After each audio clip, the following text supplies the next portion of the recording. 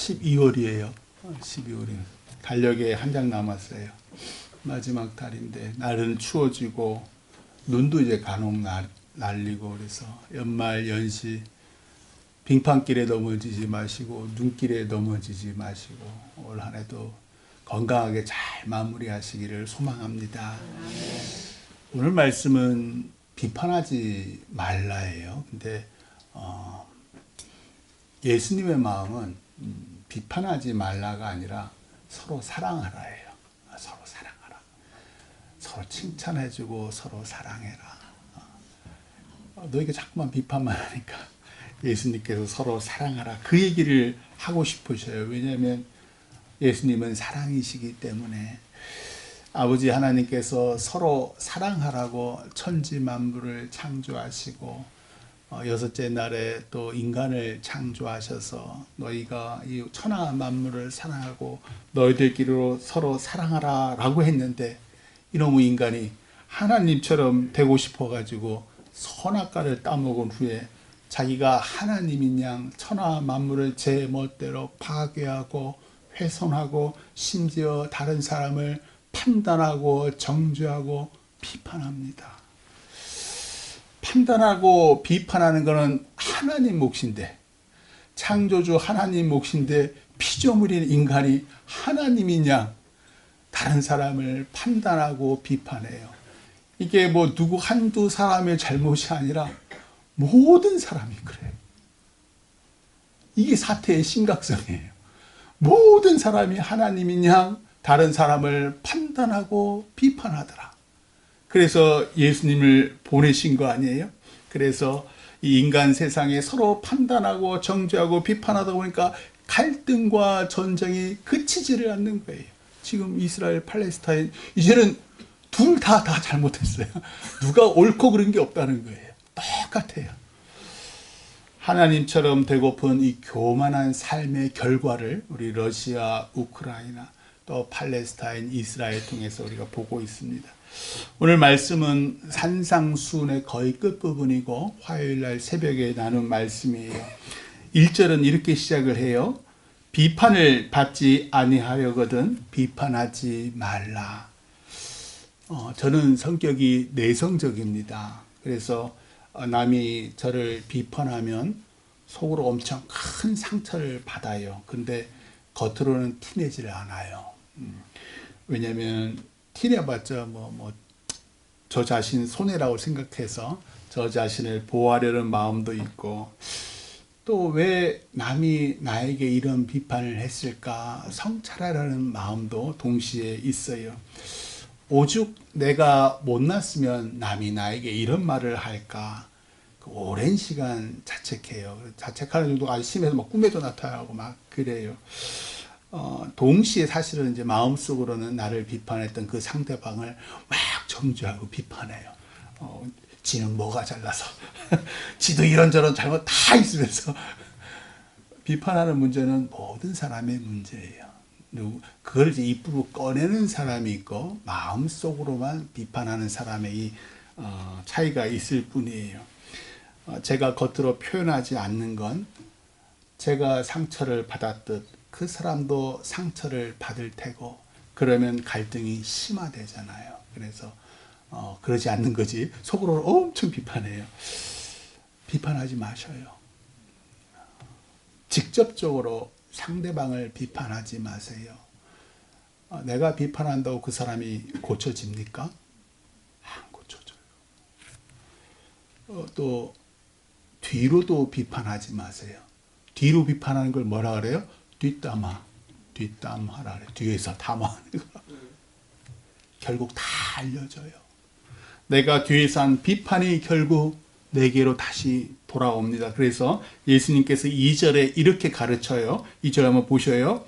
너희가 비판하는 그 비판으로 너희가 비판을 받을 것이요 너희가 헤아리는 그 헤아림으로 너희가 헤아림을 받을 것이니라. 지난 주일에 이어서 이번 주일에도 예수님께서 우리의 말에 대해서 이 말솜씨에 대해서 말에 있는 우리의 그 악한 죄성에 대해서 계속 가르치시는 거예요. 우리는 하나님이 아니라서 우리의 말로는 절대로 상대방을 고칠 수 없습니다. 상대방의 단점, 잘못 결코 고칠 수 없습니다. 왜냐하면 그건 하나님께 속한 것이기 때문에 그래요. 근데 사실 하나님도요, 상대방의 단점과 잘못 못 고치셔요. 왜 그런지 아십니까? 그 사람은 자유의지를 갖고 있어요. 자유로운 영혼이에요. 선악과를 따먹었던 그 아담의 후손이라는 거예요. 그 사람이 거듭나지 않는 이상, 하나님의 은혜를 맛보지 않는 이상 결코 자신의 단점과 잘못을 고치지 않습니다. 하나님도 못 고치시는 걸 내가 고치려 하니까 맨날 싸우는 거예요. 맨날 못마땅하고. 객관적이고 이성적이며 합리적으로 누가 봐도 상대방에게 잘못이 있음에도, 심지어 법원에서 유죄라고 선고해 감옥에 들어가도 당사자가 스스로 자기 잘못을 깨닫고 고치려 하지 않는 이상 결코 사람이 바뀌지 않습니다. 왜냐하면 자기가 잘못했다고 생각하지 않기 때문에 그래요. 감옥에 갔는데도 자기 잘못을 모르니까요. 사람은 죄인이라 자기의 죄와 잘못을 언제나 합리화하고 정당화해요. 며칠 전 1심 선고가 나왔나요? 그 정유정 그 또래 여학생을 아주 잔혹하게 토막을 내서 죽인 그 젊은 여자인데, 살인죄를 저질렀는데도 자기를 변명하더라고요. 부모를 잘못 만나서, 할아버지 밑에서 학대받고 살아서. 부모 탓, 할아버지 탓, 어려운 환경 탓. 또 어떤 사람은 자기 정신 상태가 이상하기 때문에 내가 살인을 저질렀다. 어떤 사람 내가 술을 너무 많이 먹어서 제정신이 아니라 다 누구 탓해요? 술 탓, 정신 상태 탓, 다 남 탓. 살인죄도 그런데 다른 자잘한 잘못을 저지른 사람이 스스로 고칩니까? 못 고칩니다. 그런데 예수님은 오늘 비판하지 말라는 말씀을요, 다른 사람이 아니라 나에게 말씀하고 계세요. 이걸 명심하셔야 돼요. 너는 남을 판단하고 비판하지 않니? 네 자신의 잘못, 네 허물과 죄가 있다는 사실을 알고 있니? 늘 설교는 저 다른 사람에게 한 말씀이 아니라 나에게 한 말씀이라는 걸로 알고 있니? 로마서 3장 10절에서 12절 사도 바울이 이렇게 말합니다. 기록된 바 의인은 없나니 하나도 없으며 깨닫는 자도 없고 하나님을 찾는 자도 없고 다 치우쳐 함께 무익하게 되고 선을 행하는 자는 없나니 하나도 없도다. 동의하십니까? 사도 바울의 이 말씀은요, 다윗의 시편 14장에 있는 걸 인용한 거예요. 다윗은 지금부터 3000년 전에 살던 사람이에요. 바울은 2000년 전에 살던 사람이에요. 근데 오늘날 우리 2000년 후에 사는 오늘날에도 동일해요. 모든 사람이 치우쳐 선을 행하지 않고 끊임없이 악을 행해요. 그러면서 자기는 의인이라고.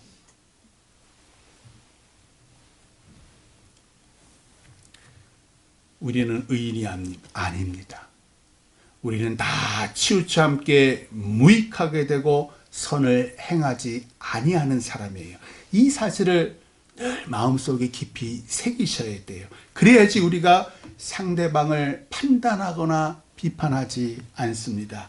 왜냐하면 내 눈 속에 아주 큰 들보가 있구나. 그거를 알고 있으니까요.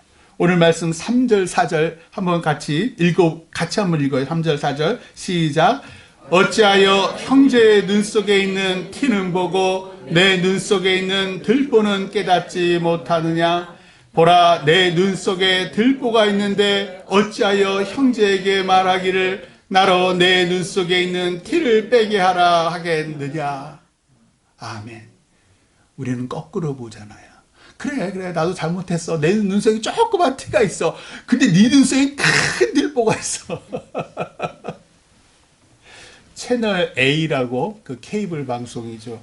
고딩 엄빠 뭐 잘 안 봐요. 워낙 뭐 희한한 얘기들이 많은데 우연히 그 어린 남자 아이들 둘을 둔 그 우크라이나 아내가 등장을 했고 그 아내의 잘못을 끊임없이 지적을 하는 한국 남편이 등장을 하더라고요. 나이가 많아요. 그래서 저것들이 고딩 오빠 왜 나왔지? 그게 아니라 이제 고등학교 때 만났다는가. 그래서 이렇게 나왔어요.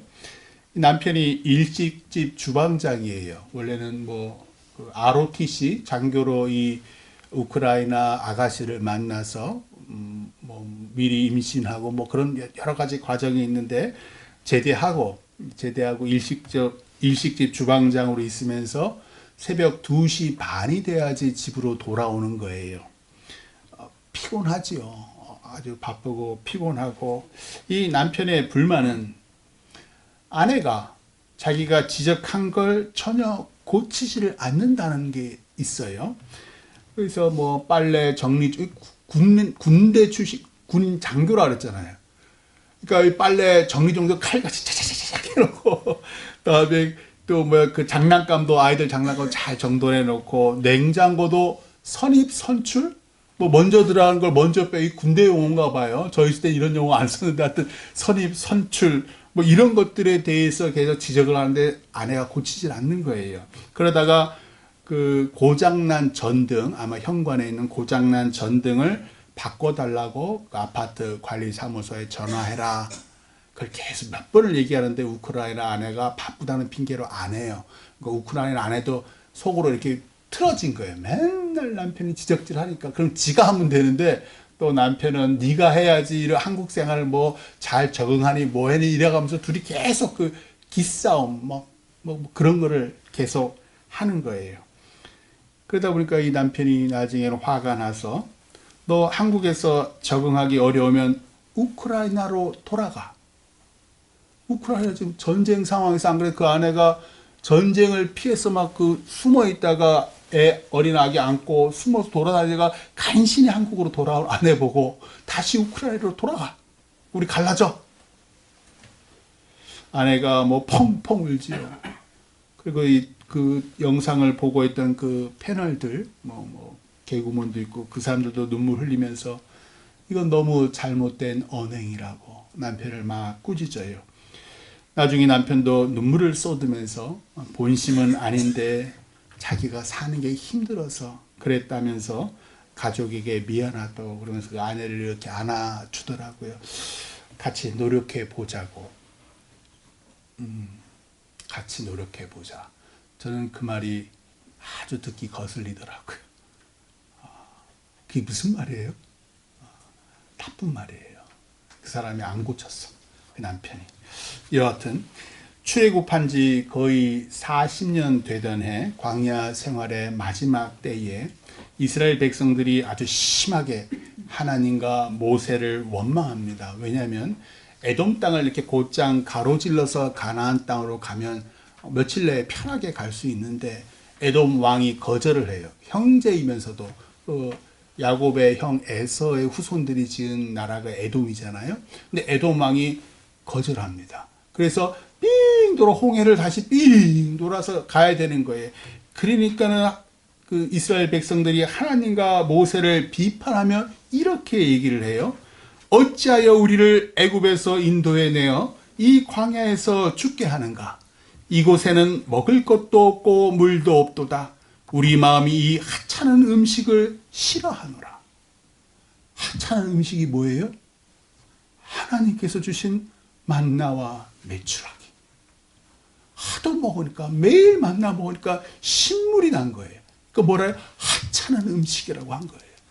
하나님께서 대노하셔서 불뱀들을 보내서 이스라엘 백성들을 물어 죽게 하십니다. 그러자 백성들이 이제 모세에게 찾아와서 자기들의 죄를 고백하고 하나님께 기도로 용서를 구해 주십사라고 해요. 그러니까 모세가 하나님 앞에 나와서 중보기도 하는 거예요. 백성들을 향해서. 그제서야 하나님께서 모세에게 이렇게 말씀을 하세요. 불뱀을 만들어 장대 위에 매 달아라.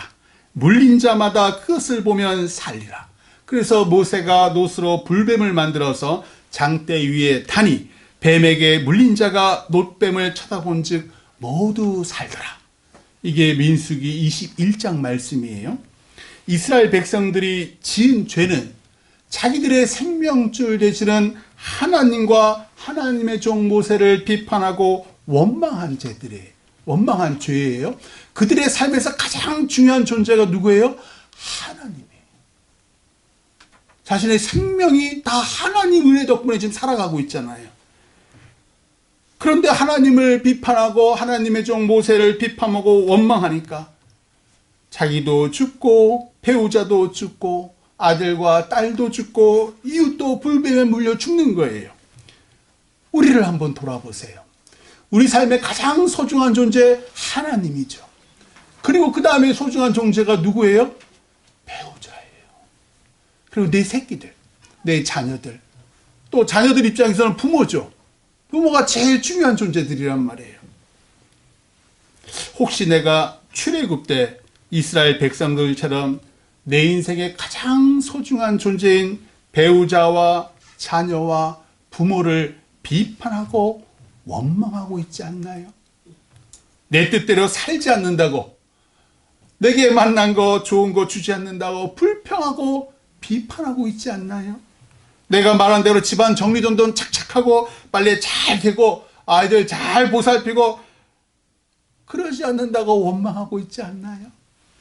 아주 사소한 거, 극히 작은 거, 우린 늘 그렇게 생각해요. 이거 극히 작고 사소한 건데 왜 이걸 못 고치지? 그래서 내 스스로 짜증나고 화나고 스트레스 받고 지금 불뱀에 물린 상태인 거예요. 만약 내가 내 배우자로 인해서, 내 자녀로 인해서, 내 부모로 인해서 스트레스 받고 짜증나고 화난 상태라면 지금 불뱀에 물린 상태예요. 하나님이 보내신 불뱀이 아니라 내 말 때문에, 내 비판과 판단과 원망과 불평의 말이 자초한 불뱀에 지금 물려있는 거예요. 이렇게 살다가는 나도 죽고 내 배우자도 죽고 내 자녀, 내 부모님도 죽습니다. 살려면 놋뱀을 쳐다봐야 돼요. 놋뱀을 쳐다본 사람만 치유돼요. 왜 하나님께서는 다른 그 어떤 형상으로 만들 수 있잖아요. 근데도 왜 똑같이 불뱀과 똑같은 모양의 놋뱀을 만들어서 그걸 본 사람만 치유받게 하셨을까? 내 허물, 내 잘못, 내 눈에 들보를 똑바로 쳐다보는 사람만이 치유되어 살게 된다는 뜻이에요. 불뱀에 물려 죽어가면서도 놋뱀을 쳐다보지 않는 사람들이 많아요. 난 잘못 없어. 저 사람이 바뀌어야 돼. 불뱀에 물렸고 맨날 스트레스 받고 짜증나고 원망이 가득한데도 불구하고 내 잘못이 아니에요. 저 사람의 잘못이에요. 죽는 순간까지 배우자 비판하고 자식 새끼 비판하고 판단하고 정죄하고 그러다가 죽는 거예요. 죄의 감옥에 갇혀서 빠져나오지는 못해요. 오직 놋뱀을 쳐다본 사람만 치유됩니다. 오직 자신의 허물과 눈에 있는 들보를 똑바로 쳐다본 사람만이 치유되고 살게 됩니다. 이것이 하나님께서 이스라엘 백성과 우리를 살리시는 방법입니다. 그래서 예수님은 오늘 말씀에서 이렇게 사람들에게 가르쳐서요. 5절 말씀, 오늘 말씀 5절 말씀 같이 읽어봐요. 시작. 외식하는 자여 먼저 내 눈 속에서 들보를 빼어라. 그 후에야 밝히 보고 형제의 눈 속에서 티를 빼리라. 아멘. 내 눈 속에 있는 들보를 내가 뺄 수 있나요? 못 뺍니다. 안타깝게도요. 우리는 우리 자신을 꽤나 괜찮은 사람으로 보고 있어요. 물론 우울증이나 다른 어떤 문제로 인해서 자신을 쓰레기로 보는 사람도 있어요. 이것도 잘못됐고 저것도 잘못됐지요. 나 자신을 어떻게 보든 우리는 우리 문제를 스스로 해결할 수 없습니다. 그러니까 스스로 해결할 수 없으니까 어떤 친구들은 자살해요. 도망가는 거죠. 가장 나쁜 그건 해결이 아니에요. 수많은 사람들의 상처를 주고 가는 거예요. 그래서 출애굽 때 불뱀에 물린 이스라엘 백성들이 모세를 찾아와요. 왜? 자기 불뱀에 물린 걸 어떻게 해결할 수가 없는 거예요. 그래서 모세를 찾아옵니다. 하나님께 대신 용서를 구해달라고. 마찬가지로 우리 죄 문제를 우리 스스로 해결할 수 없기에 우리가 십자가에 못 박힌 예수님께 찾아옵니다. 우리 죄를 대신 용서해 주십사. 요한복음 3장에서 예수님은 밤에 몰래 찾아온 니고데모에게 이렇게 말씀하세요. 모세가 광야에서 뱀을 든 것 같이 인자도 들려야 하리니 이는 그를 믿는 자마다 영생을 얻게 하려 하심이니라. 예수님 당신이 노뱀이 되시니 내 눈으론 내 눈에 있는 들보가 보이지 않습니다. 보이지도 않는 들보를 내 손으로 어떻게 끄집어냅니까? 우리는 이런 존재입니다. 늘 교만해서 다른 사람 눈에 티는 잘 보면서도 내 자신의 눈에 있는 커다란 들보는 절대로 보지 못하는 존재. 애초 들보를 보려고도 하지도 않고 꺼낼 의지도 꺼낼 능력도 없는 존재. 그래서 배우자를 비판하고 또 판단하고 정죄합니다. 배우자뿐입니까? 교회 교우들, 좀 잘 나가는 우리 친구들, 이웃들, 걔는 어쩌다 자신의 허물과 죄를 돌아보지 못하는 저주받아 마땅한 죄인들, 불뱀에 물려 죽어야 할 죄인들. 그런데 이런 교만한 죄인의 허물과 죄를 지시고 예수님께서 십자가에 못 박혀 죽으셨습니다. 머리에 가시면류관을 쓰셔서 피가 줄줄줄줄 흐르고 씌우잖아요. 로마의 군인들이 강제로. 얼굴에 온통 핏물이 가득하시고 로마 군인들이 휘두른 그 철 채찍에 맞아서 등과 배에 허리에 살점이 뜯어져 나가시고 또 피가 온몸에 가득하시고 오른손에 또 왼손에 대못이 쾅쾅 박힐 때마다 신음하시며 피 흘리셨고 또 포개진 두 발 위에 깊이 또 다른 대못이 박힐 때에 절규하시는 예수님. 그 예수님을 제대로 쳐다보신 적 있으신가요? 우리 그리스도인은 우리의 노뱀 되시는 십자가에 피 흘리신 예수님을 쳐다봐야지 구원받습니다.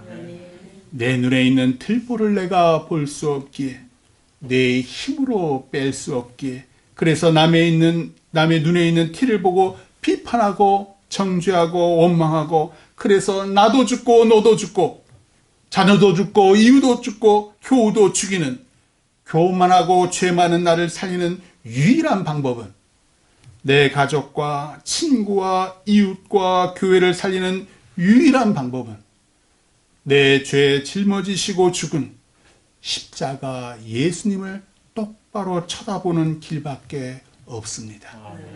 그제야 내 눈이 밝아져서 형제의 눈 속에 있는 우정과 사랑이 보입니다. 나 만나 결혼해서 내 새끼 낳아주고 수십 년 고생한 내 남편, 내 아내의 수고와 헌신이 보입니다. 남편만 바라보고 낯선 한국 땅에 사는 우크라이나 아내의 사랑이 보이고요. 새벽 2시 반이 돼야지 집에 돌아오는 남편의 힘든 고된 삶 크게 보이는 거예요.